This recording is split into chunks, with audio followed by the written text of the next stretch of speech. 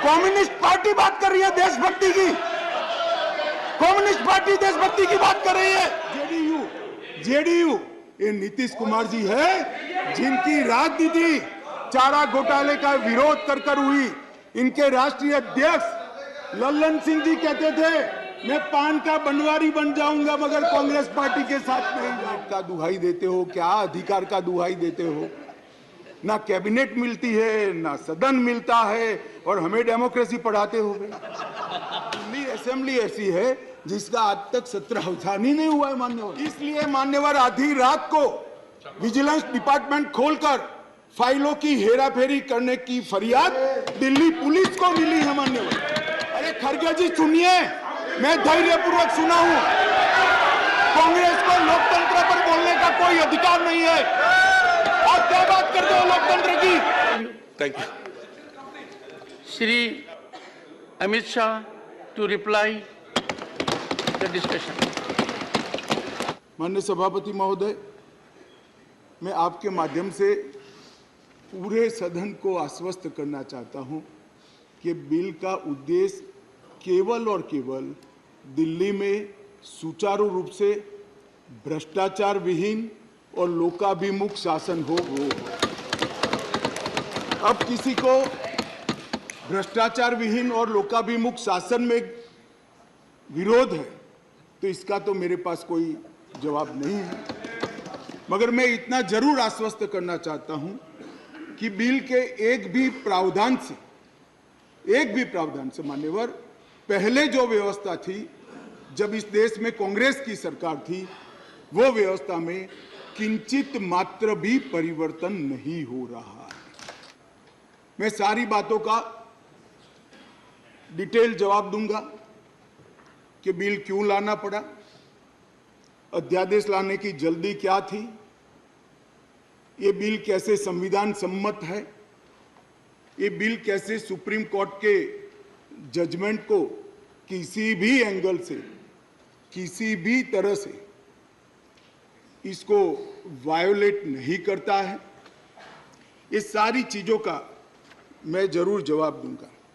मैं इस बात पर पूरे सदन का ध्यान आकृष्ट करना चाहता हूं कि दिल्ली के रेफरेंस में संविधान का जब भी जिक्र करते हैं दिल्ली के शासन को मिले हुए अधिकारों के लिए, तब संविधान में धारा 239 ए को पढ़ना होगा, क्योंकि ये विशेष धारा है जो यूटी राजधानी क्षेत्र को व्याख्यायित करती है और उसकी शासन संबंधी सभी व्यवस्थाओं को इसमें वर्णित किया गया है।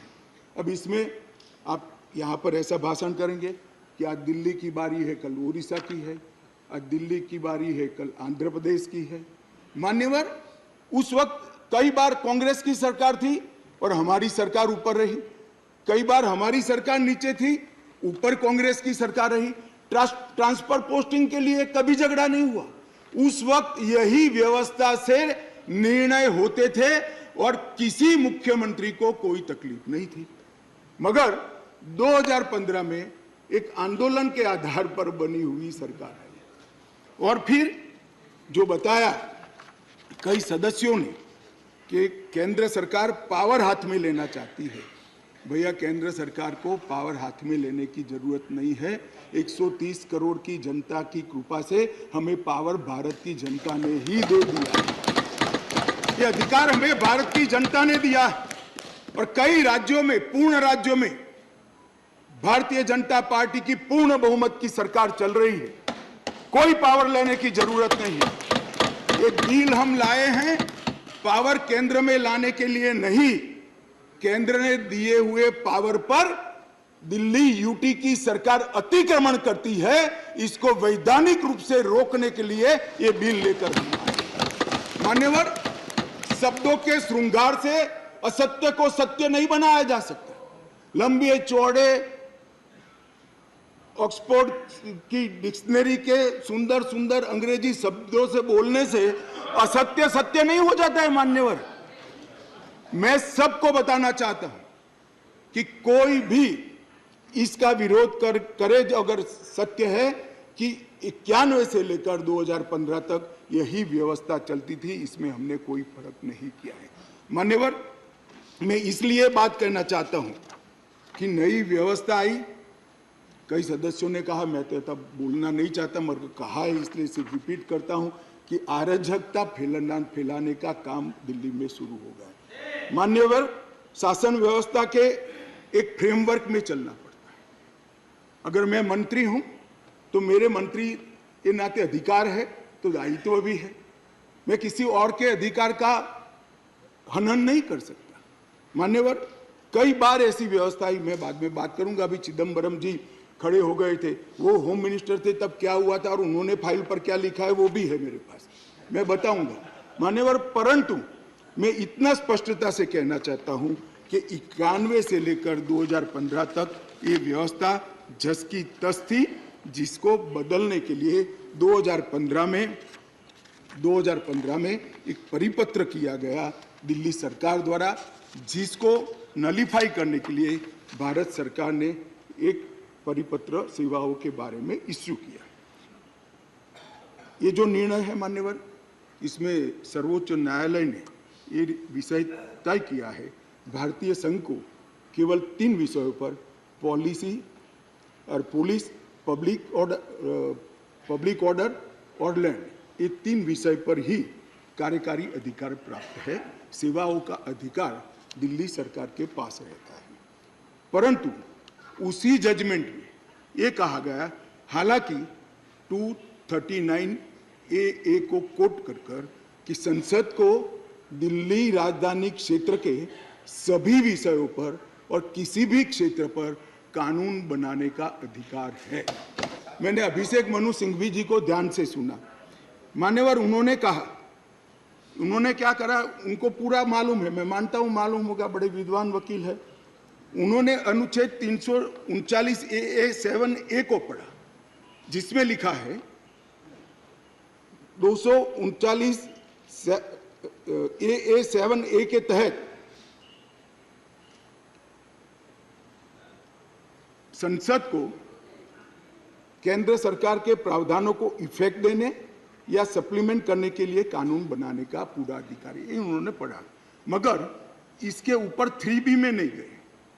मैं अब पढ़ता हूं 3B क्या है। पहले मैं 239A में दिल्ली के विषय में विशेष प्रावधान किए गए हैं। इसके तहत दिल्ली विधानसभा सहित संघ शासित प्रदेश है, विधानसभा सहित संघ शासित प्रदेश।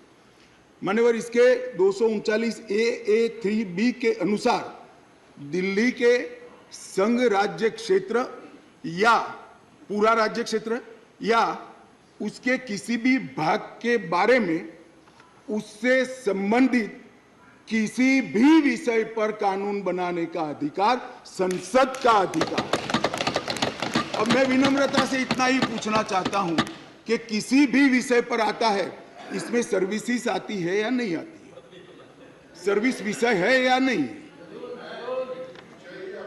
और मान्यवर, और इससे आगे जाकर 239AA3C के अनुसार संसद को, यह भी ध्यान से सुने सदन, संसद को राष्ट्रीय राजधानी क्षेत्र दिल्ली की विधानसभा द्वारा बनाए गए किसी भी कानून को संशोधित करने का, उसका स्वरूप बदलने का या उसको निरस्त करने का भी अधिकार दिया गया।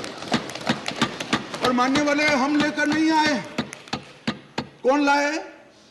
आज जो राजनीतिक जरूरियात के कारण आप पार्टी की गोदी में बैठी है, वो कांग्रेस पार्टी ये संविधान संशोधन लेकर आई, ये हम लेकर नहीं आए।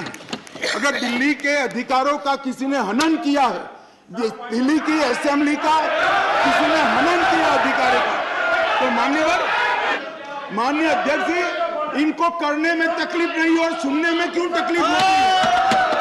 करते हैं तो सुनना पड़ेगा। मैं फिर से रिपीट करना चाहता हूं, केवल और केवल राजनीतिक स्वार्थ के कारण आप पार्टी का एपीचमेंट करने के लिए ये अपने ही लाए हुए कानून का ये विरोध कर रहे हैं। और माननीय अध्यक्ष जी, मैं सर्वोच्च अदालत के प्रति अति विनम्रता रखते हुए बताता हूं कि कई फैसले ऐसे होते हैं जो न्याय की कानून की इंटरप्रिटेशन करते वक्त अदालत देती है, मगर आज की जन भावनाओं के अनुरूप वो नहीं पाए जाते हैं, तो इस आज़ादी से अब तक ढेर सारे इतने उदाहरण हैं जिसमें संसद ने अदालत के फैसलों को बदलने के लिए कानून लेकर आए, मगर इसमें तो एक केस भी नहीं है। माननीय अध्यक्ष जी, इस देश की संसद ने कई बार संविधान बदला है। अदालत के फैसले की बात छोड़िए, अदालत के फैसले को न्यूट्रलाइज करने के लिए कई संविधान के पैराग्राफ जोड़े गए हैं माननीय अध्यक्ष, और ये संसदीय परंपरा है जिसको अदालतों ने भी स्वीकार किया है। और पहला संविधान संशोधन तो तब हुआ जब पार्लियामेंट भी नहीं बनी थी मान्यवर। कॉन्स्टिट्यूएंट असेंबली ने पहला संविधान संशोधन पारित किया था, तब से संविधान बदलने की प्रक्रिया चली है।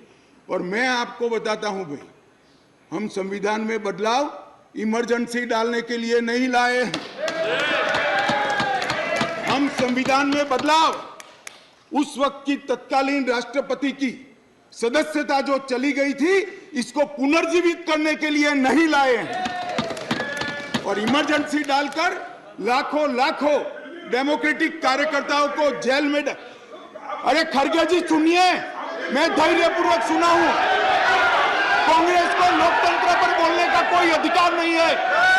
आप क्या बात करते हो लोकतंत्र की? One second, please. Honorable members, the Honorable Home Minister was throughout present by and large, and he heard everyone very patiently. And everyone in the House, now he has a right and duty as Home Minister to address the House. धन्यवाद। मैं थोड़ी जल्दबाजी में प्रधानमंत्री की जगह राष्ट्रपति बोल गया, इसलिए मैं थोड़ा फिर से रिपीट करना चाहता हूं। इस देश के पूर्व प्रधानमंत्री की सदस्यता बचाने के लिए हम ये बिल नहीं लेकर आए। ये बिल संविधान की भावनाओं को संभालने के लिए हम लेकर आए। और मान्यवर, इमरजेंसी डाली गई, हम तो बहुत छोटे थे उस वक्त। ये बिल पर ही है, ये बिल पर ही है। भैया डिस्कस, मान्यवर ऐसा है कि जब ये लोग बिल पर चर्चा कर रहे थे, मुझे डेमोक्रेसी समझा रहे थे, तो मैं उनको डेमोक्रेसी समझा रहा हूं कि डेमोक्रेसी क्या है। इमरजेंसी के अंदर मान्यवर 3 लाख से ज्यादा राजनीतिक दलों के बड़े बड़े नेताओं को जेल में डाल दिए गए, जेल में डाल दिए। माननीय अध्यक्ष जी, सारे अखबारों पर सेंसरशिप डाल दी गई। माननीय अध्यक्ष जी, इंडियन एक्सप्रेस ने अपने संपादकीय को खाली रखना पड़ा। माननीय अध्यक्ष जी, ये लोग डेमोक्रेसी की बात कर रहे हैं, ये लोग डेमोक्रेसी की बात कर रहे हैं। माननीय अध्यक्ष जी, और जब माननीय अध्यक्ष जी इन्होंने पूछा कि भाई अध्यादेश अब लाए थे, तो एक बहुत सुंदर क्रोनोलॉजी देश के मतदाताओं को गुमराह करने के लिए। माननीय अध्यक्ष जी, इसका जवाब मुझे देना ही पड़ेगा, फिर से उनकी भावनाएं उद्वेलित होगी अगर मुझे देना पड़ेगा।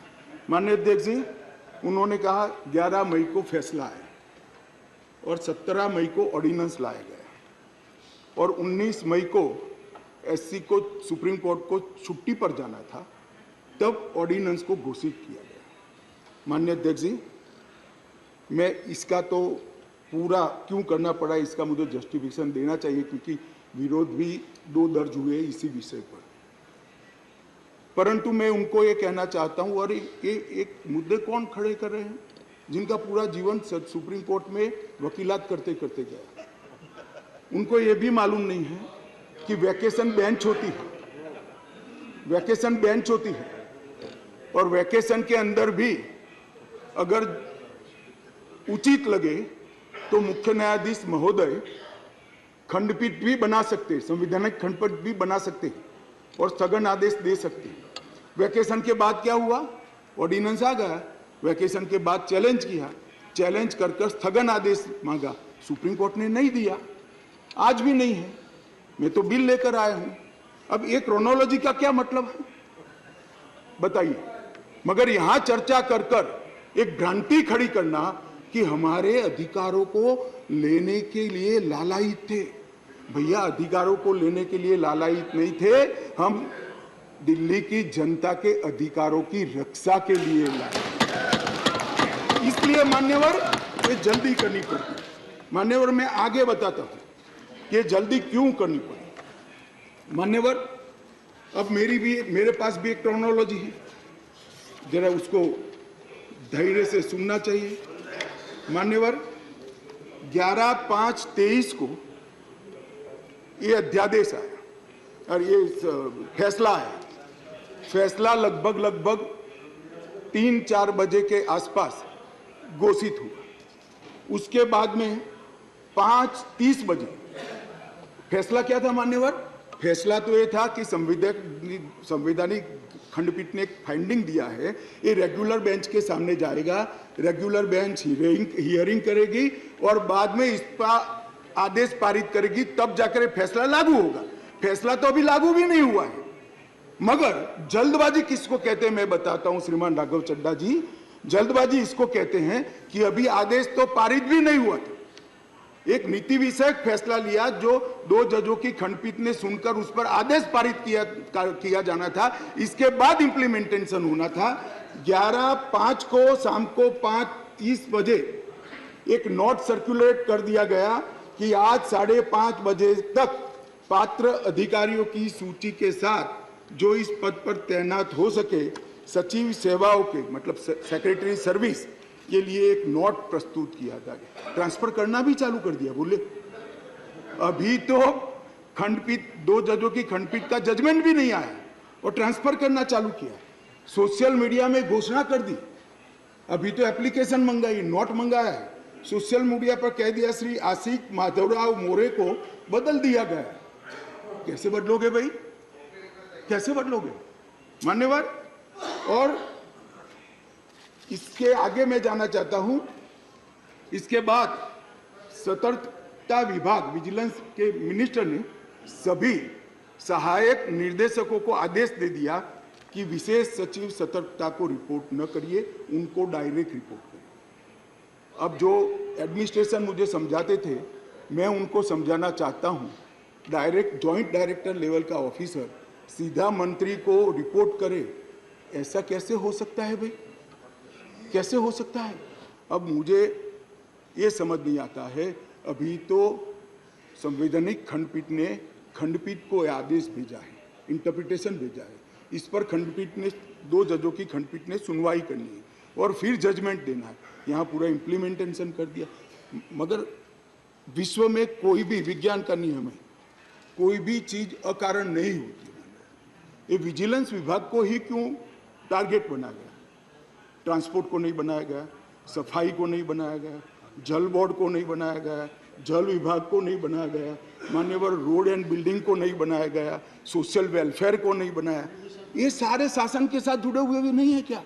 ये किसी में जल्दी नहीं हुई, सिर्फ विजिलेंस में हुई। अब मैं इस कारण बताना चाहता हूं कि सदन में विजिलेंस में क्यों जल्दी हुई।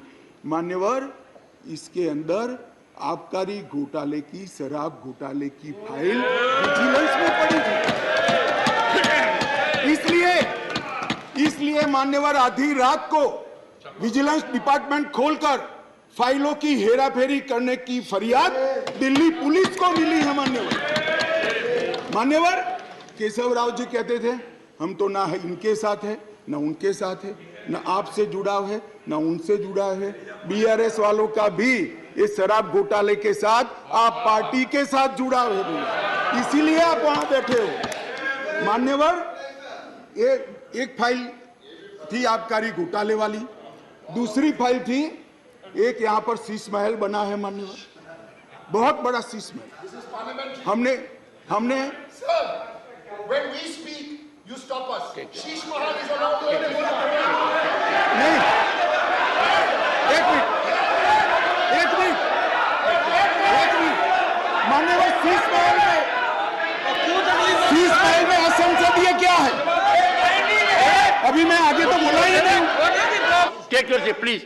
Take your seat. Take your seat. Honorable Minister. मान्यवर, मैं कहता हूं शीश महल में क्या असंसदीय है, चर्चा करें जरा खड़े होकर। वैसे ही व्यवधान करने के लिए खड़े हो जाते हैं, जरा समझाइए।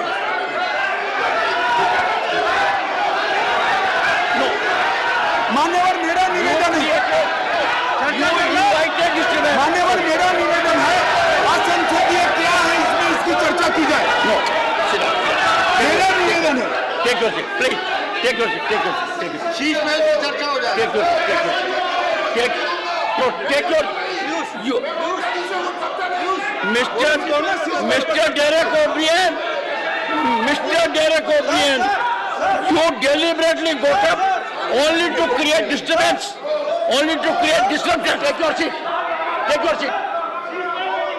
Take your seat. Please. Take your seat. Honorable Home Minister. Honorable Home Minister. माननीय अध्यक्ष जी, यही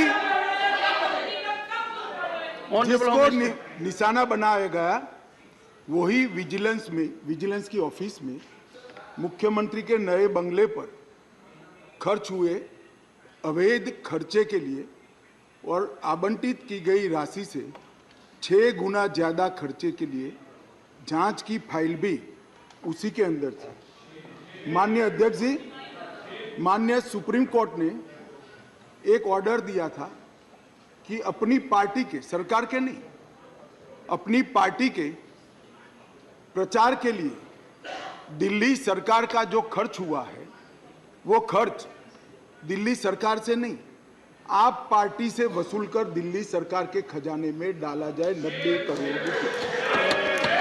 इसकी जांच भी यही विजिलेंस डिपार्टमेंट ने की। मान्यवर, इन्होंने दिल्ली सरकार के पास लॉ एंड ऑर्डर नहीं है, इसका मतलब पुलिस नहीं है, इसलिए वहां इंटेलिजेंस डिपार्टमेंट नहीं हो सकता है, मगर उन्होंने एक फीडबैक यूनिट बनाया और फीडबैक यूनिट से राजनीतिक जानकारियां इकट्ठा करना शुरू करी। मान्यवर, इसके खिलाफ भी एक जांच चली और ये जांच की फाइल भी विजिलेंस डिपार्टमेंट ने दी।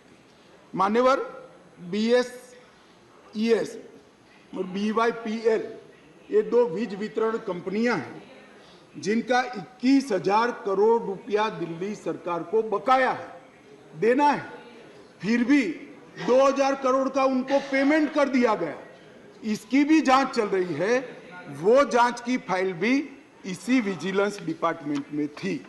मान्यवर, और ये आधी रात को जो कागज इधर उधर कोड़ने का प्रयास किया गया वो ही इमरजेंसी थी। चिदम्बरम साहब को शायद मालूम नहीं था, इसलिए पूछते थे कि क्या इमरजेंसी थी, तो भाई ये इमरजेंसी ये थी। और मान्यवर, अगर ये न करते तो सारे घोटालों की फाइलों को गुम करने का एक नया घोटाला रजिस्टर करना पड़ा और इसलिए इमीडिएटली ऑर्डिनेंस लाना पड़ा जो संविधान सम्मत है। संविधान में ऑर्डिनेंस की व्याख्या और अधिकार ऐसे स्थितियों के लिए ही दिए गए हैं और सबको मालूम है जब ऑर्डिनेंस लेकर आते हो तो 6 माह के अंदर या सबसे पहले सदन के अंदर, जो सदन जब मिलेगा तब सदन के सामने रखना पड़ता है। तो आज मैं लेकर आया हूं। अब इसमें गैर संवैधानिक क्या है भाई, बताओ तो। इतनी सारी 5 घंटे से चिल्लाट करते हैं, इसमें गैर संवैधानिक क्या है? क्या प्रीपेड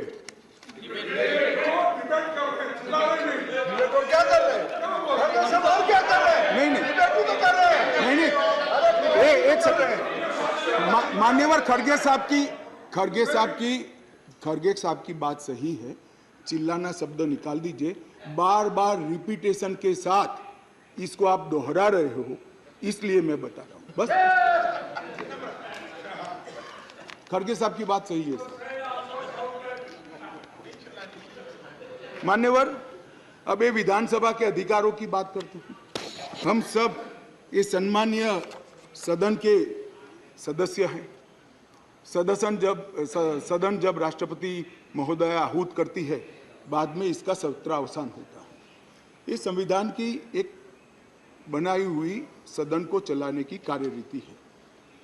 इस पूरे देश में एक ही असेंबली है जिसका सत्रावसान ही नहीं हुआ ना, सत्रावसान होता ही नहीं। स्पीकर साहब सदन को मुलतवी करते और फिर जब बोलाना है, राजनीतिक भाषण करना है, तब सदन को बुलाकर 3 घंटे चलाकर फिर से बंद कर देते। दिल्ली असेंबली ऐसी है जिसका आज तक सत्रावसान ही नहीं हुआ है। माननीय अध्यक्ष जी, विधानसभा के rules of procedure and conduct of business 1997 के नियम 70 में विधानसभा अध्यक्ष को सदन को स्थगित करने का अधिकार दिया है। ये अधिकार इस तरह से देश के किसी भी असेंबली के स्पीकर ने नहीं उपयोग किया है। मैं इस पर कोई टिप्पणी करना नहीं चाहता। अगर उचित है तो कांग्रेस पार्टी ने जरूर इसका समर्थन करना चाहिए कि भाई विधानसभा को या संसदों को स्थगन कर ही चलाना, कभी सत्रावसान नहीं करना, वो सेशन में ही रहेंगे। अब सेशन में ही रहेंगे तो कानून कैसे बनाओगे? अब कैबिनेट बुला ही नहीं सकते। इसलिए क्या स्थिति है समझिए साहब। 2020 में सत्र की संख्या कितनी हुई दिल्ली के? 1 बजट सत्र। 2021 में कितनी? 1 बजट सत्र। 2022 में कितनी बार सदन बुलाया गया? 1 बार बजट सत्र। 2023 में कितनी बार सदन बुलाया गया? 1 बार बजट सत्र। उसके अलावा असेंबली की जरूरत ही नहीं है।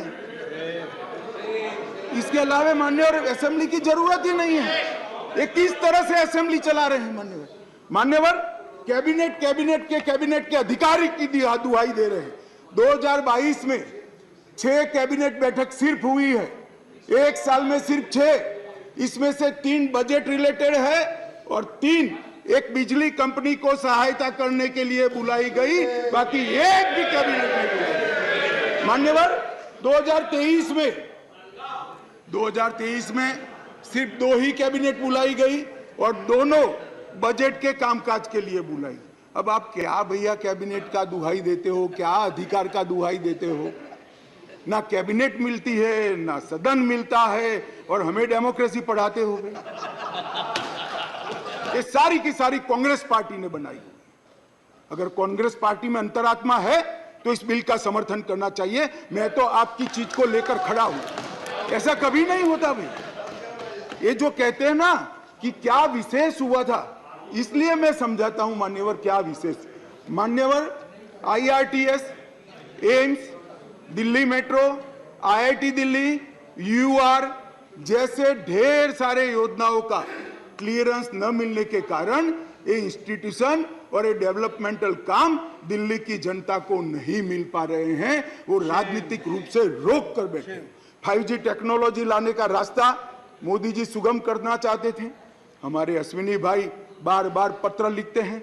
2016 से झगड़ा चल रहा है मगर इस पर कार्यवाही नहीं करी और ट्रांसफर पोस्टिंग के लिए इनको सुप्रीम कोर्ट में जाने का समय है। मगर 5G टेक्नोलॉजी को इंस्टॉल करने के लिए जो सहायता चाहिए भारत सरकार को, वो करने का समय नहीं है। माननीय अध्यक्ष जी, मैं इसलिए कहता हूं कि कुछ परिस्थितियां ऐसी होती है जिसको अलग दृष्टिकोण से देखना पड़ता है।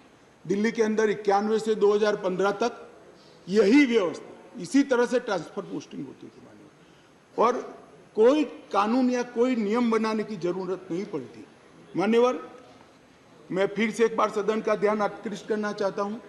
कुछ सदन के सदस्यों ने कहा कि ये बिल संविधान सम्मत नहीं है और संविधान के अधिकारों को ये बिल कानून के द्वारा संविधान सुधारने का प्रयास है। मान्यवर, मैं इनका ध्यान दिलाना चाहता हूं कि अध्यादेश और बिल के अंदर थोड़ा फर्क। अध्यादेश के अंदर धारा 3A है जो बताती थी कि दिल्ली विधानसभा को एंट्री 41 यानी सेवा मामलों पर कानून नहीं बना पाएगी, ये अध्यादेश के अंदर। फिर हमने इसको ध्यान से बारीकी से अध्ययन किया, काफी लोगों की राय भी ली और लगा कि ये एकदम वायोलेशन तो नहीं है संविधान का, मगर ग्रे एरिया है। इसलिए जो मैं बिल लेकर आया हूं, विधेयक लेकर आया हूं, इसमें धारा 3(a) को भारत सरकार ने ही हटा लिया है, इसलिए वायोलेशन का question does not arise.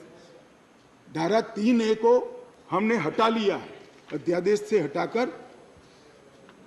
Bill में धारा 3(a) को नहीं डाला गया है। अब दिल्ली की विधानसभा को भी सेवा में कानून बनाने का अधिकार है, आप बना सकते हो, मगर केंद्र का कानून अभी जो बना है इससे कॉन्ट्राडिक्टरी कानून नहीं बना सकते हो, इतना ही है। माननीय अध्यक्ष जी, एक मैंने कह दिया, अगर 239(a)(b)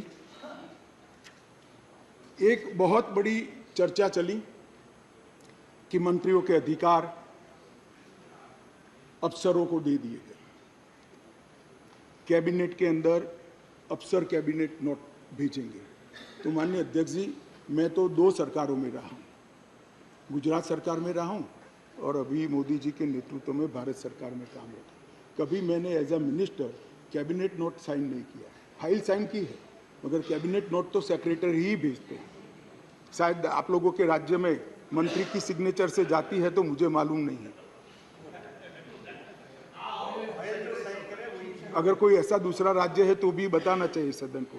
माननीय अध्यक्ष जी, मैं खंडवार जवाब देना नहीं चाहता, इतना ही कहना चाहता हूं कि 45(a) 45(1) को जो उद्धृत कर सब लोग बोल रहे थे, इसमें मैं इतना ही कहना चाहता हूं कि इसमें दिए गए सारे प्रावधान ट्रांजैक्शन ऑफ बिजनेस रूल 1993 में पहले से मौजूद है, 93 से है, जो कांग्रेस पार्टी लेकर आई है।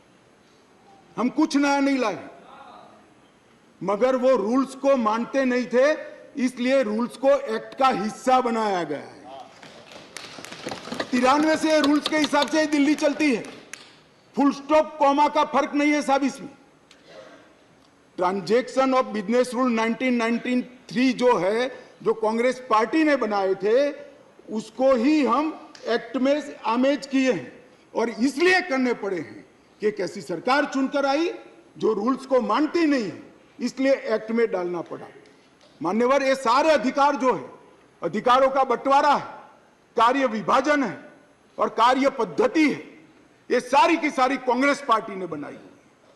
अगर कांग्रेस पार्टी में अंतरात्मा है तो इस बिल का समर्थन करना चाहिए। मैं तो आपकी चीज को लेकर खड़ा हूं, मगर ये नहीं करेंगे, मुझे मालूम है मान्यवर, क्योंकि उनको गठबंधन बचाना है,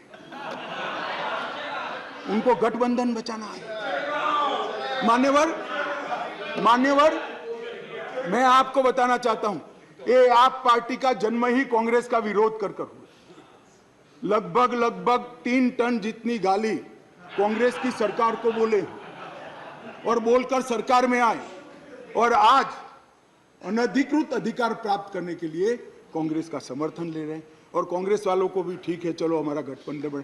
भाई, मैं बताना चाहता हूं खड़गे साहब, जैसे ही आज शाम को ये बिल खत्म हुआ, पारित हुआ, केजरीवाल जी पलट जाएंगे, ठेंगा दिखाएंगे और कुछ नहीं होने वाला। तो उनका लक्ष्य हम नहीं है, कांग्रेस पार्टी है। जरा इनका चुनावी इतिहास देखिए, उनका लक्ष्य आप हो, वो आपको नहीं छोड़ेंगे। खैर, वो आपको देखना है। और माननीय अध्यक्ष जी, ये सारे लोग सिद्धांतों की मुझे दुहाई दे रहे थे। मैं पूछना चाहता हूं, तृणमूल कांग्रेस और कम्युनिस्ट पार्टी आज एक मंच पर है, किस सिद्धांत के तहत है? जरा बताइए तो मुझे, किस सिद्धांत के तहत है?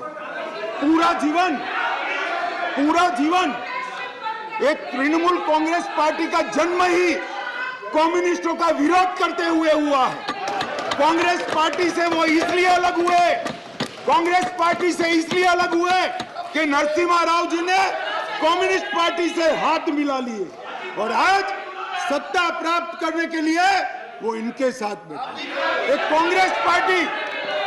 कांग्रेस पार्टी और कम्युनिस्ट पार्टी केरल में तो यूडीएफ एलडीएफ कर एक दूसरे की जान लेने पर आमादा है और वहां इलू कर रहे हैं।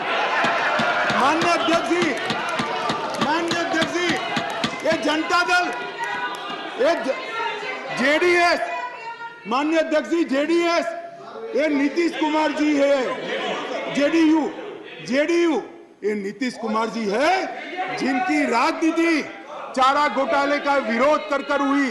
इनके राष्ट्रीय अध्यक्ष लल्लन सिंह जी कहते थे मैं पान का बनवारी बन जाऊंगा मगर कांग्रेस पार्टी के साथ नहीं जाऊंगा, लालू के साथ नहीं जाऊंगा।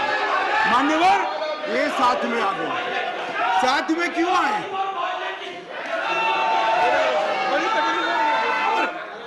ये साथ में क्यों आए हैं? ये साथ में इसलिए आए हैं कि उनको भरोसा है कि अकेले कुछ हो नहीं सकता, इकट्ठा हो जाओ तो कुछ तो कर पाएंगे। मगर मैं आज बताना चाहता हूं मान्यवर, और 5-10 लोगों को जोड़ दो, कुछ नहीं होने वाला है। 24 मई में फिर से नरेंद्र मोदी प्रधानमंत्री मान्यवर। Your point of order sir. देखिए जरा मुझे 2 मिनट चांस दीजिए बस। देखिए शाह साहब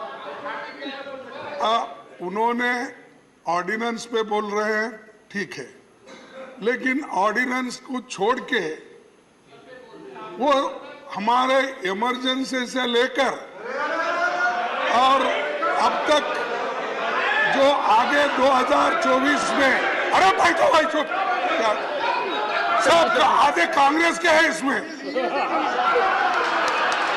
आधे कांग्रेस में है।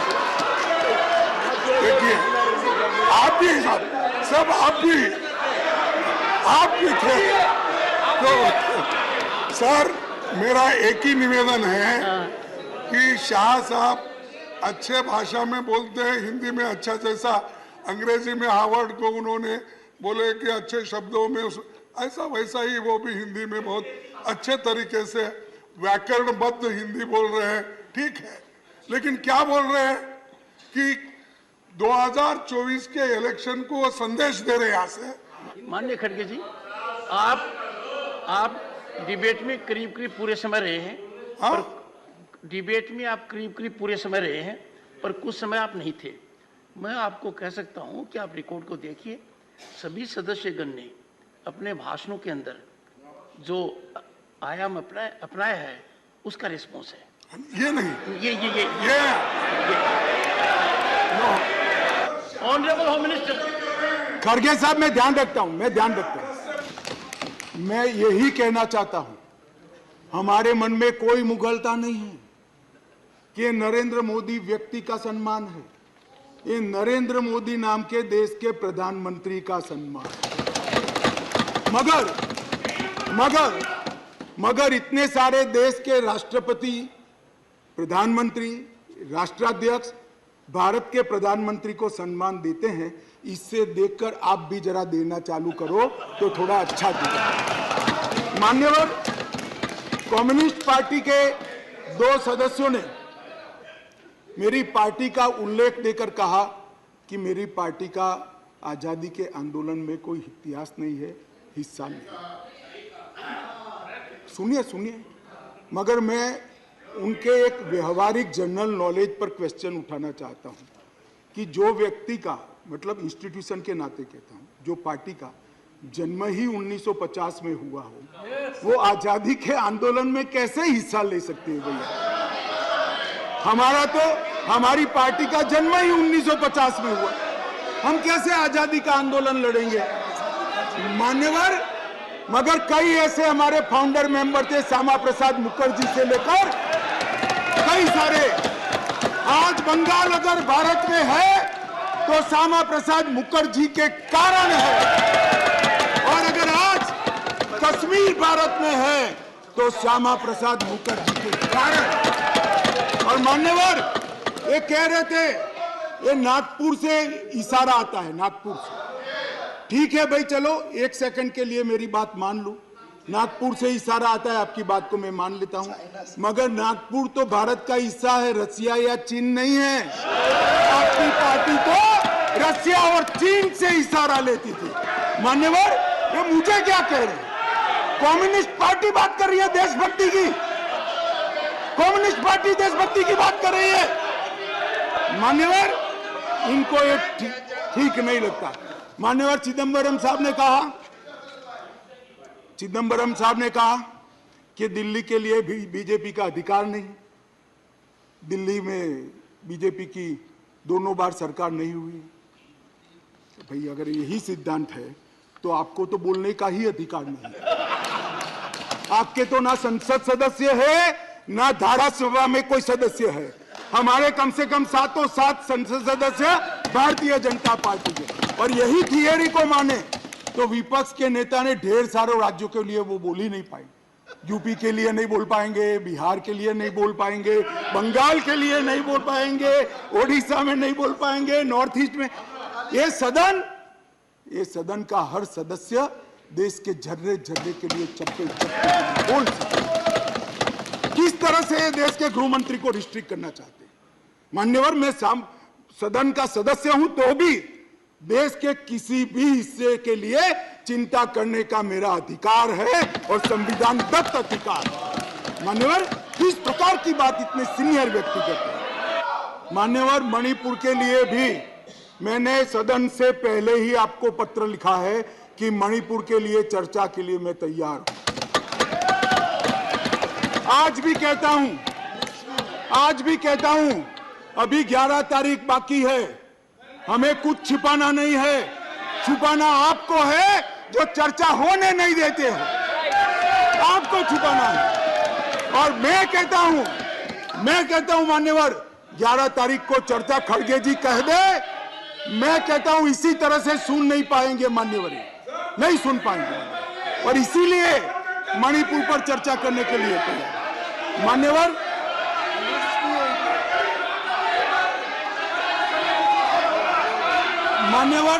उनको मालूम है कि बिजनेस एडवाइजरी कमेटी समय तय करती है। मैं अभी देश की जनता के सामने कहता हूं, 11 तारीख को, एक सेकंड, सुन लिया।